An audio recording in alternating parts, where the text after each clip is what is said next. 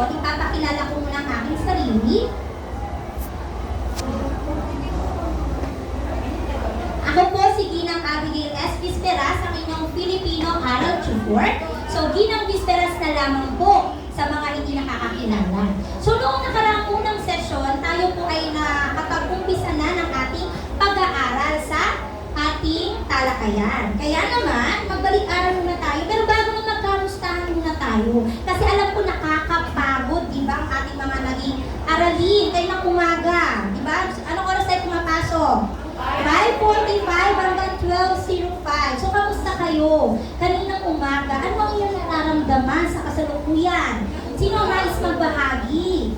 So, kailangan, syempre, handa tayo emotionally bago natin ituruan ng ating turuan ng mga estudyante ng panibagong aralin. Sino kaya nais magbahagi? Yes, Iha, Janine. Anak, anong nararamdaman mo ngayong araw?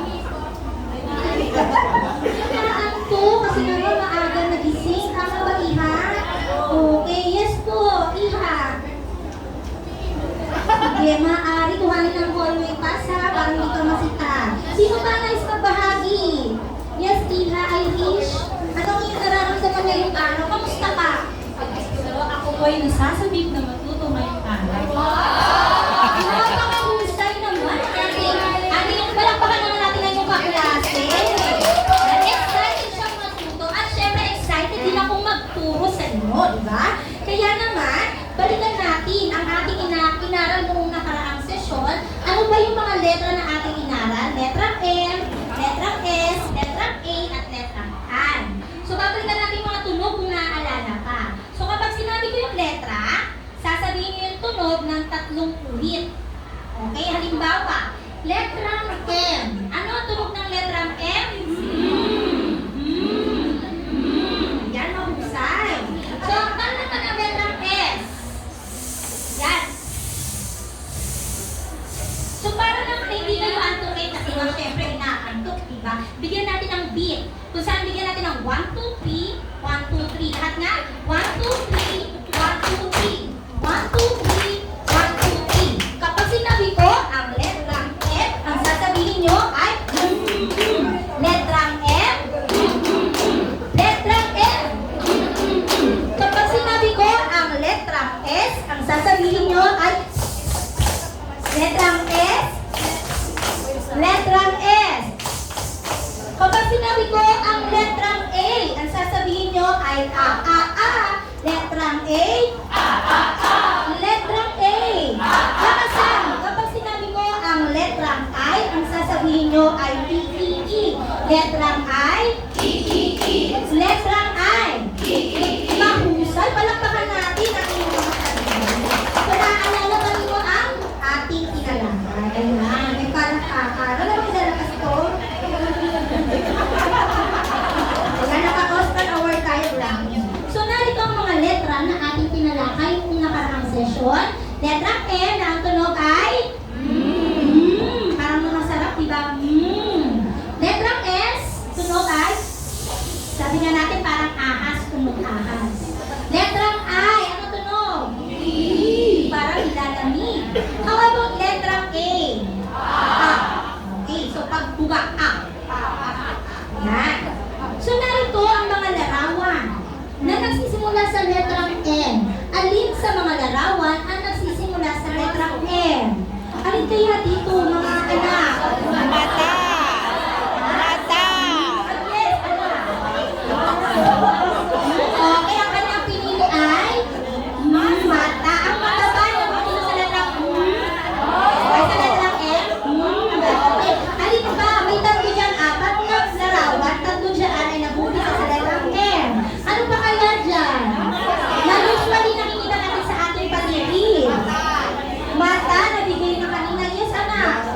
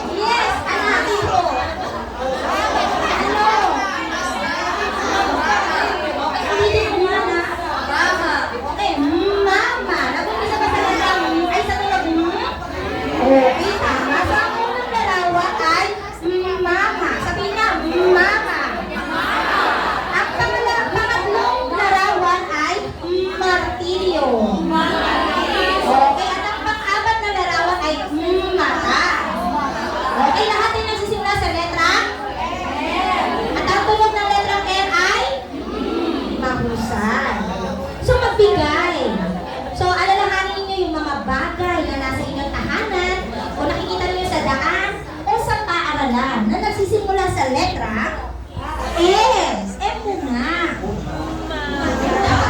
Ano? Okay. Anak, narinig kita, anak. Okay, meta. Nag-umpisa ba sa letrang M? Okay, natunog. Parang mas maganda dito. Tama, check. So, meron kang recitation sheet. Sino pa? Dalawa pa. Mag-isip ka mga bagay or pangalan. Yes. Or meron ka ng recitation sheet for today. Yes, Cornet. Yes, anak. Mesa. Okay. Ang mesa ba ay nag-umpisa sa letrang M? Opo. May tunog ba na mesa? May tunog na Opo. Okay, check or recitation sheet. Last one. Mansayan. Manok. Mukhang nagugutom ka na, Sarah, ha? Ang manok ba ay nag-uumpisa sa tunog na Okay, so manok na husay. Ayan po ka talagang ginawa ninyo inyong aktibidad sa bahay. Next, ang letrang S. Alin sa mga larawan ang nagsisimula sa letrang S? At ang tunog ay Yes, anak, na nasa dulo. Sagi. Ito ba ay may tunog na Tama ba? Tama. Check. Sagi. Ano ba? May dalawa pa dyan. May aircon dito. Yes. Ay, Pogi. Yes, Pogi. Okay. Sapatos. Sa kung isa ba sa tunog na Okay. Check na check. At isa pa. Last one. Ano kaya dyan? Ito ba ay sunod? O sopa? Okay, so yung unang larawan, sopa. Alam niyo po ba yung sopa? Ayan, di ba may makukuha kayong sopa sa bahay? Next, magbigay ng tatlong bagay. Kasi di ba, ina-apply natin sa pang-araw-araw nating gawain ng ating mga natututunan.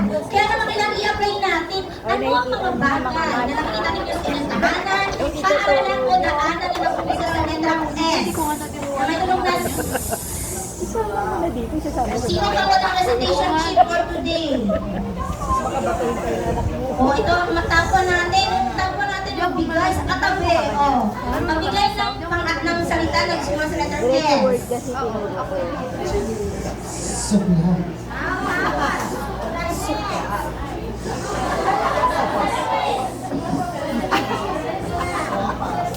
Salamin. Alamin mo yung sinasabi. Last one. May sagot siya. May sagot siya. Yes. Ang suklay, salamin, at suyod ba ay pare-pareho nag-umpisa sa tunog? Yes. Okay, mahusay. Next. So, nag-review lang tayo ha, kasi nga, di ba, lumipas na yung suspension of classes, baka kasi nakalimutan na ninyo. So, alin sa mga larawan ang nagsisimula sa letra? Anong letra to? I. Na ang tunog ay? E. Okay, ano kaya itong mga salita na nagsisimula sa letter I na ang tunog ay E? Di ba ba? Ano kaya? Isda. Ano ba? Ilog. Or isla.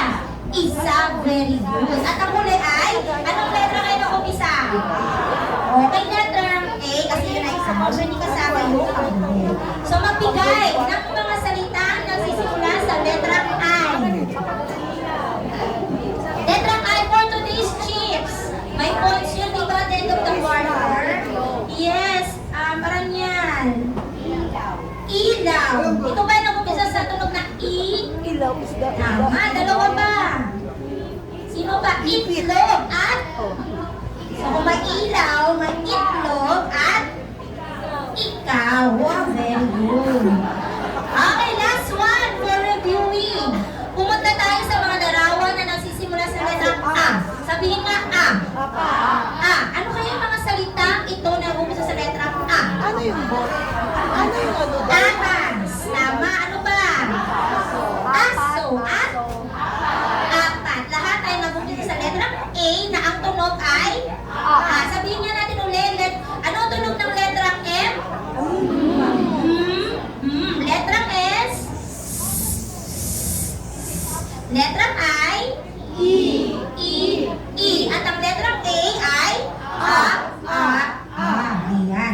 magbigay ng tatlong larawan ay ng tatlong salita. So, alam ko, alam niyo na yan. So, ito po yung ating tatlong letra noong nakaraan. Ngayon naman, kikilalan natin ang bagong letra sa ating pamilya. At kikilalan natin ang letrang O. Sabihin nga O. Ano ang tunog ng letrang O? O. Sabihin nga O. Sige, patigasan. O. Ano ang tunog ng letrang O? O. O. O. Again. Ano ang tunog ng letrang O? O. O. O. Ayan. Kagaya ng mga salita na nasa ating harapan. Ano-ano kaya ito? Batay sa larawan kasi nga nahihirapan pa kayo magbasa. Kaya naman may mga larawan dito. Ano kaya yung mga nasa larawan? Tanong mo sa letrang O. Orasan. Tama. Ano pa? Oso. Oso or bear in English. Ano pa po? Okra. Okra. Sino mahilig kumain ng gulay? Ayan, kumain kayo ng okra. And last one, opisina or office. Ito kaya, ano kaya itong larawan Obispo. ito? Isa sa letrang O. Ay, ang galing naman. Okay, ng obispo. Pangalawa, Ospital. hospital. Hospital. And last one, auto. Parang nagkala akong ganyan teacher, si Ma'am Otto. Okay, and last one pala. Orchids. Okay, so anong Tagalog ng orchid? Ay, ang husay, orchidea. So magbigay nga ng mga salita or pangalan na nag-umpisa sa letrang O. Na may tunog na O. Auxilios, opo, isa sa mga magagaling na guro ng upper bigmutan. Tama. Ano ba? Okoy. Okay, masarap yun. Mga nagugutom na yung ilang mga estudyante kasi nga after lunch, di ba? Ano ba last one? Auxilios, si Ma'am Auxilios. Okoy, ano ba? Oso. Octopus. Okay, kaya natin ay English. So, Tagalog na talaga yung C, palitan natin ng letter K. Okay, so dahil nagawa na natin ito nung nakaraan, ang pangkatang gawain na tayo. Tayo ngayon, so nagpangkatang gawain na tayo nung nakaraan. Kaya dadiretso na tayo sa individual na gawain kung saan babanggitin ko ang mga salita at itataas ninyo ang angkop na kulay ayon sa tunog ng unang letra nito. So dahil nabasa yung color paper natin kanina, pupunta na lang dito yung estudyante na gusto mag-recite. Kailangan may integration ng ICT, di ba? Kaya naman, so magbabanggit ako ng salita, pupunta dito yung estudyante, tapos pipiliin niya kung anong kulay.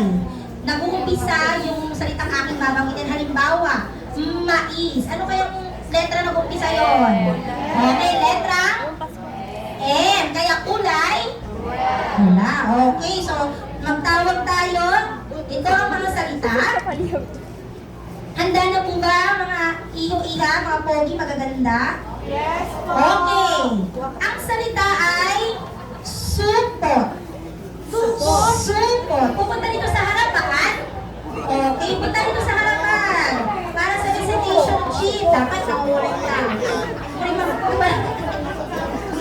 Narinig sa video. Okay, anong color? Naalala ba yung kulay? Ay, hindi naalala. Wait lang, isulat natin sa board. Then sa M. Red.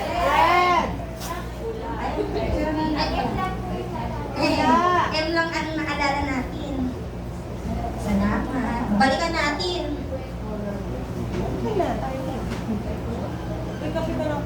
Ayan. So, letter M. Anong kulay ng M? Okay, pula. Ang letrang S ay? Verde. Ang letrang O ay? Dilaw. Dilaw. Ang letrang I ay? Okay, lila or indigo. Okay, letrang A ay? Asul. Okay, bughaw or asul. So ngayon, pupunta rin sa harapan na para sa unang salita, saging. Ano kayang letra nag-uumpisa yung saging? Ang tunog niya ay pupunta rito. Kasi kailangan may ICT integration. Anybody from the class?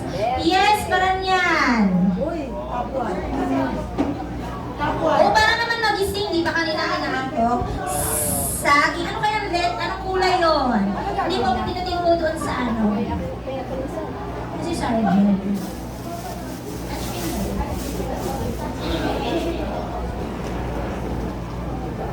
Ako, may pangkarga na nawala na. Tuloy. Okay, so sige, verde. Pindot po verde. Ay, nagkamali. Okay lang yan. Ganun talaga. Di ba hindi natin kayang kontrolin ang mga bagay-bagay. Okay, next. Ang salita naman ay, wait lang. Okay. Supot. Supot. Ano kayang kulay ang supot? Punta na rito, Kiyotso. Iha. Anak, Kiyotso, punta na rito. Okay, ako pinapapawisan because I'm hot. Char. Ano kaya? Supot. Ano kaya kulay ng supot?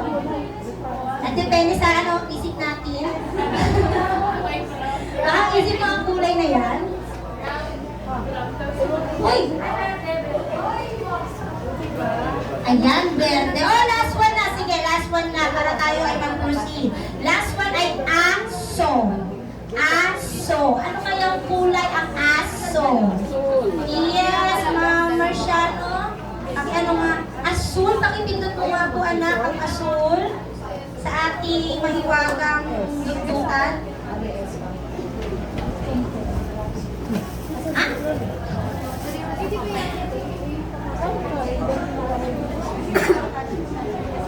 Okay, asul. Dapat hindi nag-ano. Okay, yun ay kulay asul. So, siguro colorblind lang itong laptop natin, Minsan talaga mahirap ka rito Ayan. So, dahil nakita naman natin na talagang naaalala pa rin yung ating tinalakay, magtungo na tayo sa pagbasa. So, na-master na ninyo yung mga tunog ng M. Ano ulit ang tunog ng letrang M? Letrang S? Letrang A? Letrang I? At ang ating panibagong dagdag kapamilya, ang letrang O. Ano tunog? O. Tutungo na tayo sa pagbasa. Handa na po ba? Ay, handang-handa na. Handa na po ba? Hep, hep? Hep, hep? Okay, bigyan ng jacket yan sa tag-init. Okay, so paano po natin ito babasahin? So, sabihin nga po natin, sabihin mo muna,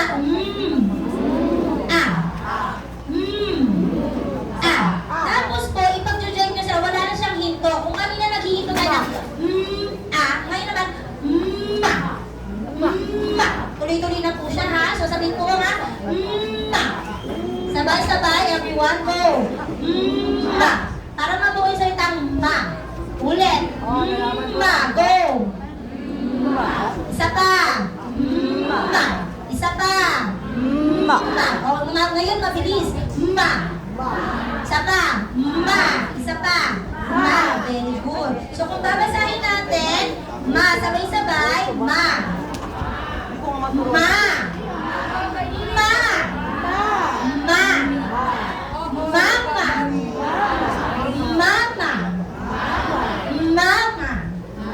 Madali ba mahirap? Madali.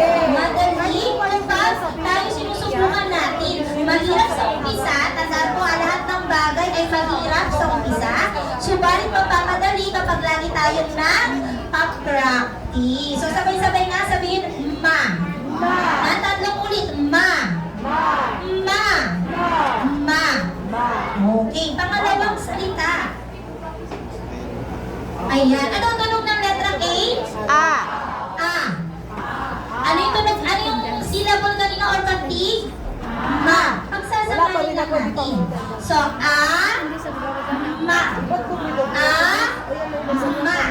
Ulit,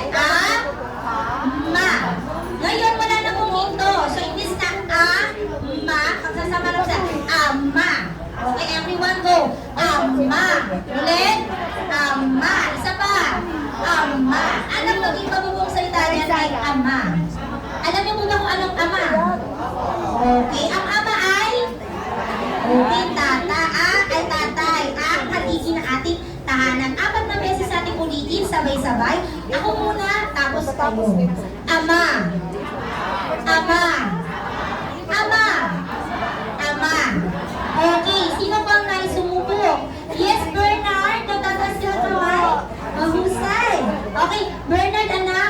Asa nga po? Okay, very good. Ama. Isa pa. O, sino pa? Bernard, tapusin natin, Pogi. O, ama. Ama. Ama. Ama. Palakpakan natin si... Iyan, halika sumulong tayo. Okay, ako muna, tapos ikaw, anak, ha? Sabihin, me. Opo, kaya tayo nagpa-practice para maging mahusay siya sa pagbasa. Me. O, gayahin si teacher. Me. Me. Very good. Palakpakan natin si Princeton. Ang ating news. And guess what? Pagsabay natin, Mimi. Mimi. Mimi. Mimi. Okay, sino ang naisumubok? For the last time. Yes. Oh, yes. Proceed. Iya, anak. Hindi ka, tutuwa mo, di ba? Ay, Ano yung pangalan proceed. yan? Kaya si teacher ha. Sabihin mo, Mimi. Pag nagturo ako, sama ko na yung anak ko. Yes, aray. Diba? Mimi. Nakakapira tayo ng effort sa mga ano Mimi. natin. Okay, isa pa nga. Mimi.